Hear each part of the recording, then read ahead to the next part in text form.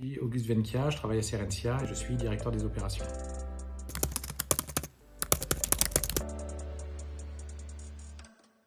C'est plusieurs choses. C'est à la fois un standard et un réseau. Et ça permet aux entreprises d'envoyer et de recevoir des documents, donc par exemple des factures, des bons de commande, des catalogues, etc., de manière sécurisée et quel que soit leur fournisseur de services, en particulier de facturation électronique. Et donc ça repose sur un modèle qui est à la fois ouvert et interopérable et il a été conçu pour faciliter la connexion entre différents systèmes informatiques.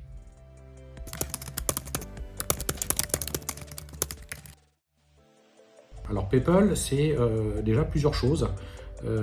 C'est une infrastructure décentralisée qui s'appuie sur plusieurs composants clés. Donc le premier, c'est un standard de documents. Donc on parle de BIS. BIS, ça veut dire Business Interoperability Specifications, si ma mémoire est bonne. Et donc ça définit un format commun pour que les acteurs puissent se comprendre, des formats de fichiers qui définissent les factures et les documents commerciaux de manière plus générale.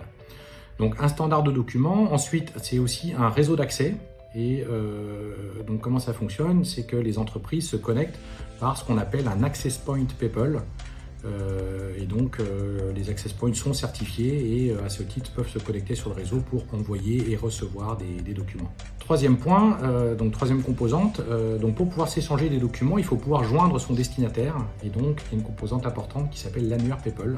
Donc lui permet d'identifier son destinataire enregistré et c'est ce qui permet donc d'acheminer le document vers le bon destinataire.